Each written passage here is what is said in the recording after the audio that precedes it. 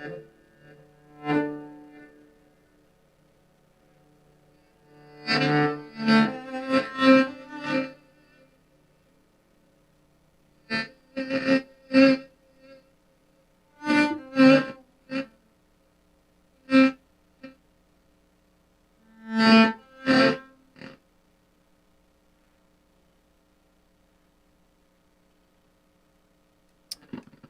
listening to Johnathan Moore on Acoustic Thursday at Studio 51.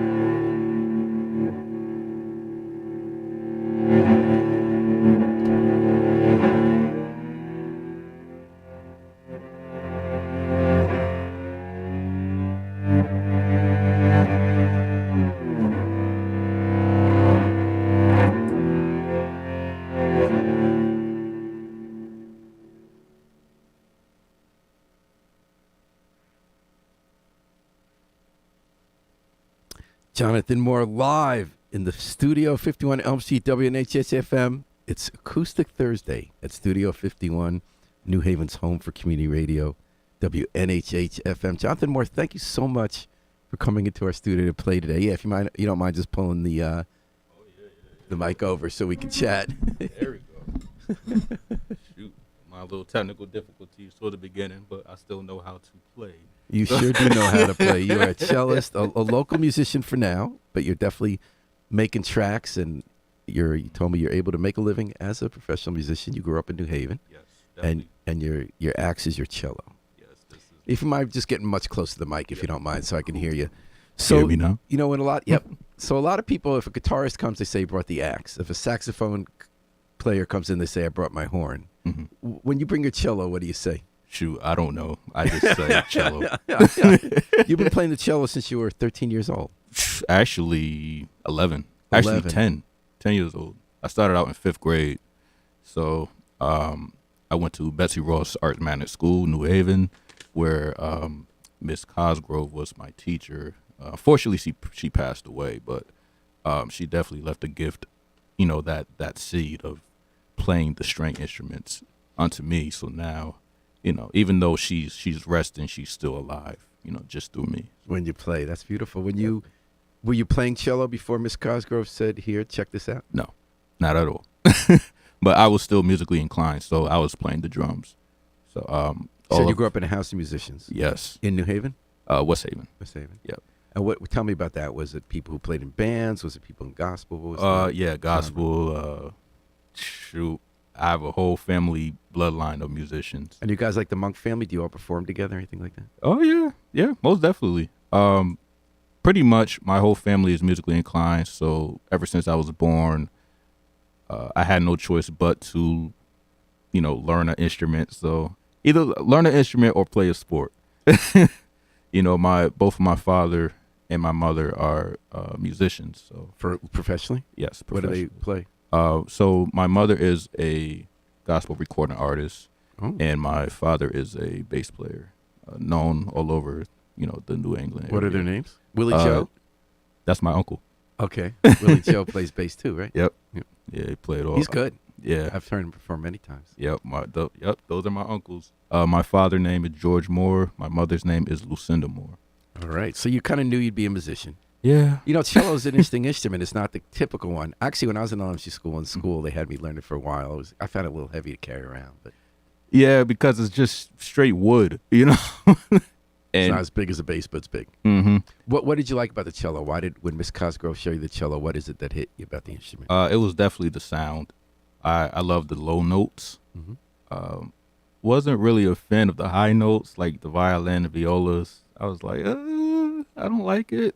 I still appreciate it though. I think the cello's emerged, if I'm not wrong, in a lot of genres now. It's coming to play a key role, whether it's even R&B, whether it's folk and Yes. bluegrass. People really moving there from the bass. And tell me if this is far afield, Johnathan, in your view.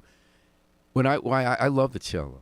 Yes. I think it's a very soulful instrument. I think it has that kind of depth of a bass, but depth is much more of a rhythm instrument, right? Mhm. And as you said, it doesn't go as high as the violin and viola, but you're able to play those lyrical high notes that kind of give you a melody. Right. But it's sort of grounded in the lower depth ranges of a bass. Is that true, do you think? Yes, that's completely true. I think the comparison is that the cello is as close to a human instrument like singing. So tell me about that. pretty much you can go very high with the cello and then you can go very low, pretty much similar to a bass. So the range of the instrument is so it's so well put together, you can just travel. Like, did it immediately take? Because your fingers were smaller in those days. I mean, when you were 10 years old, you say, I could play this. I kind of found my jam, or did it take a while to Actually my hands was kind of bigger than normally. so Miss Cosgrove, she was like, yeah, you're gonna need a full like size instrument. Oh, that's interesting. Yeah. Okay. So now I think about it, I'm like, man, I was pretty much made for this. Okay. So, Now, you call what you do not unorthodox cello. yes. What does that mean? Pretty much using different techniques that a normal traditional cellist, wouldn't use. Like, okay, why is he hitting that instrument like that? And so a lot of people, they're like a little confused. So it's all about breaking the barriers. That's all I'm about is So what breaking are the some things you barriers. do with it that you don't usually hear on a cello? Well, if you ever heard of Bootsy Collins, Yes. do you see how he slaps his bass Uh-huh. and also the sound? It's like a rubber band.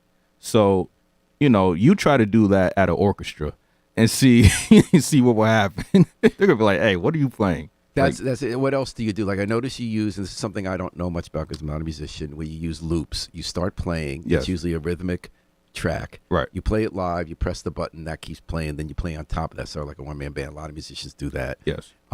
Is that done often with cello? Have you seen other people do that? It's been common, so it's starting to get popular.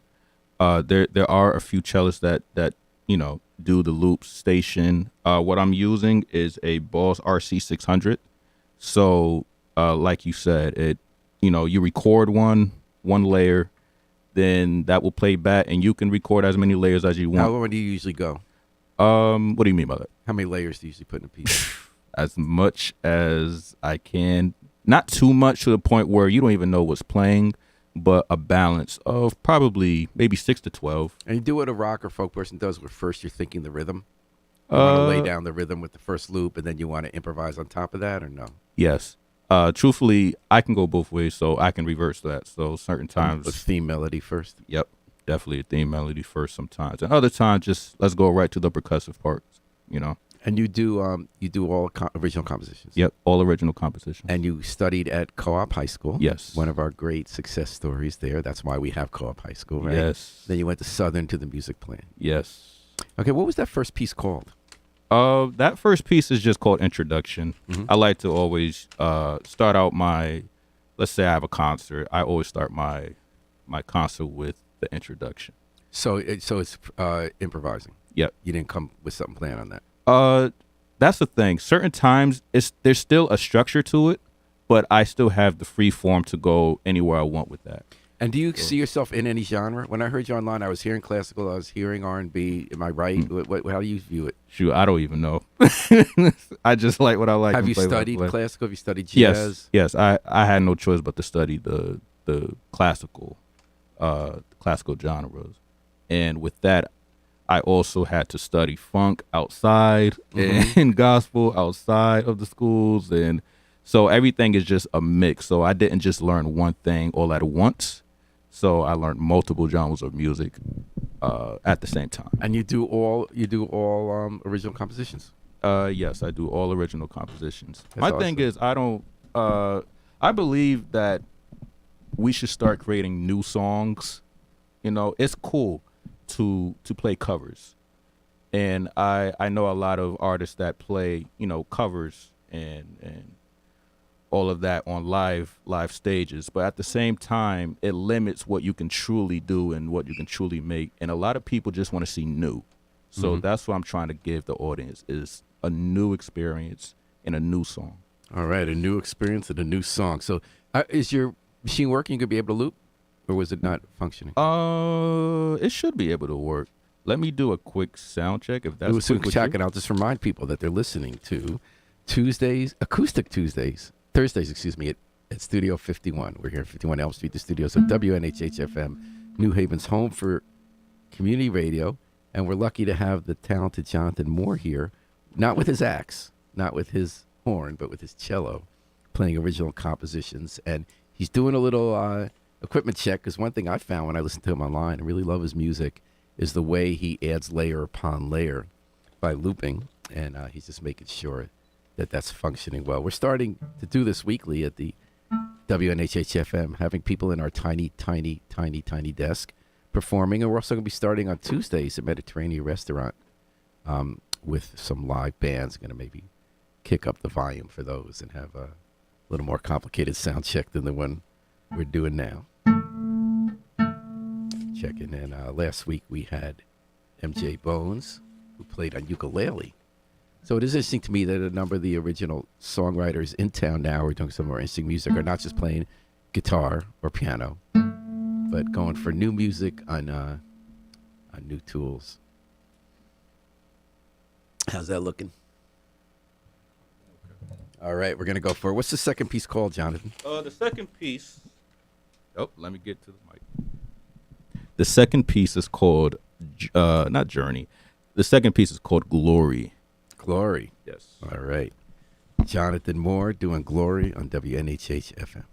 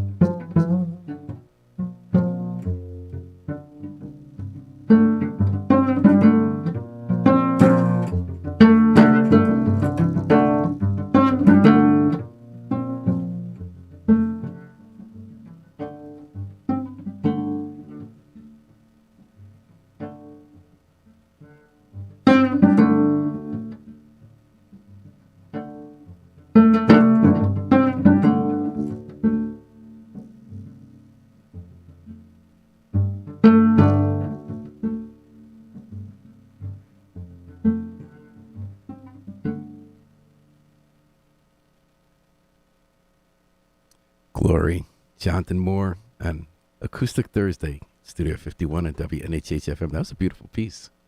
Have you ever heard Pat Metheny? Does that name ring a bell? I've never heard of him. He was like a jazz, kind of free jazz composer of the 70s and 80s. It was kind of his big day. That kind of made me think of that. Tell me about that song. How'd you come up with that? Well, Glory is based upon the creation of everything that you see. I'm not very religious, but I am spiritual. So I believe in Jesus Christ as my savior. So when I look at the stars and the moon and the flowers, everything that you see, we have 9-to-5s and life is just busy and hectic, but yet people don't realize what you're walking, what you're really seeing. Like if you ever see the design of how ants make an ant colony, and I all talk about that at the office. Yeah, when they get the chicken bone and bring it all back. like you see all of this design, and I'm just like, geez, God is man, you're a mastermind. So for some reason, I was just that song. I was thinking of a misty kind of wetland where it's been kind of raining, or if there's dew there. The branches are hanging low, and there's like a pond or something. It's based upon all of that, even the rain, the mist, the dew, the grass. Definitely had that ethereal feeling that makes you wonder about nature. Yes, and about intelligent design. Yes, and just the intelligent design and the designer. So you had a chord progression going there. Yes. Then you lay that down, and then in between you were playing the notes. I noticed you didn't loop. Yeah. Was there a reason? It's pretty much because there's a technical difficulty. Okay, so because I was normally you played that, you would have I would down those chords, and then you would have played the leads on top. So what I noticed you doing is you're doing the chord progressions low to set the bass, and then when you were playing the notes in between, you were plucking them harder. Yep. So you were pivoting. You were improvising, not just the music. You were improvising how to play when your equipment failed. Yep. You always have to be ready. Being a live musician, things happen.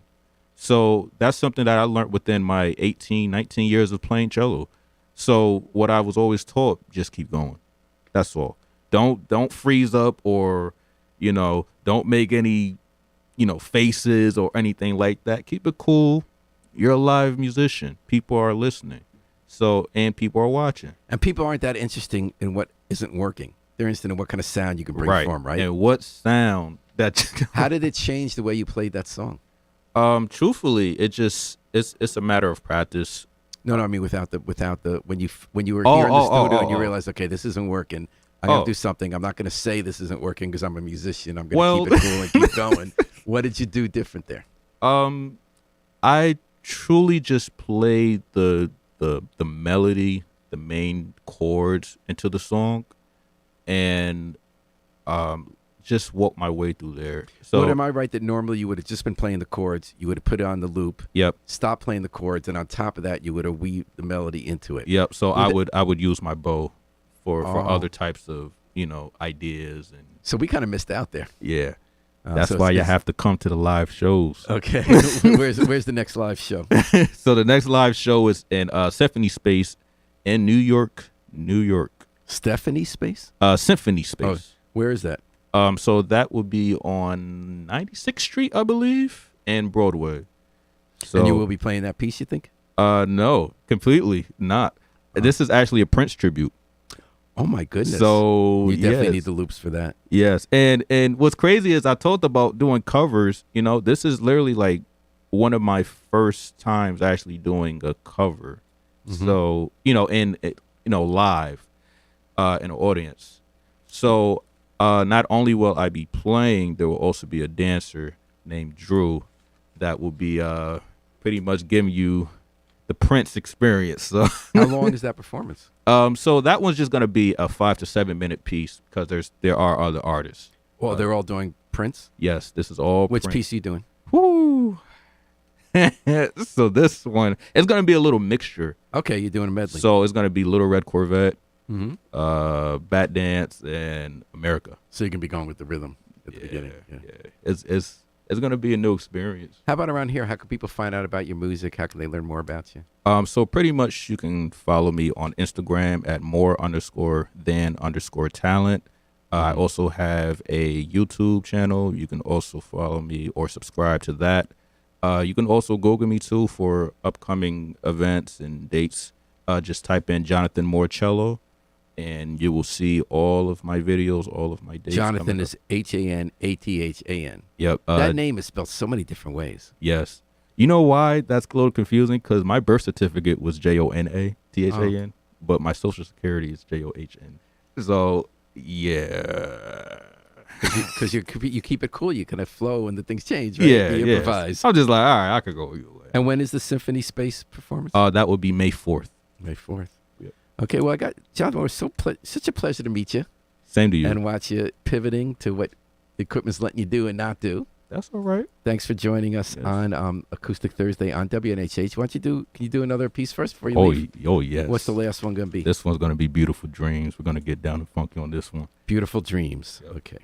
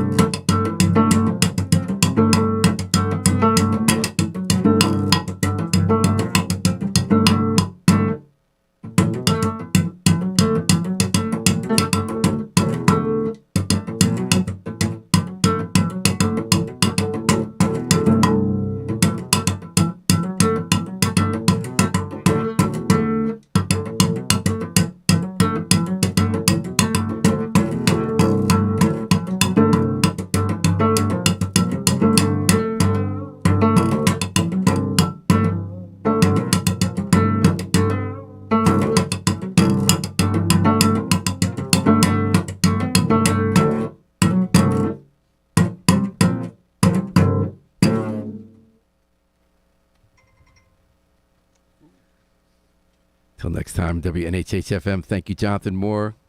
Harry Droz behind the controls. Doreen Chernecki doing backup on the video. And till next time, and fly free with us at WNHH 103.5. Peace. And peace.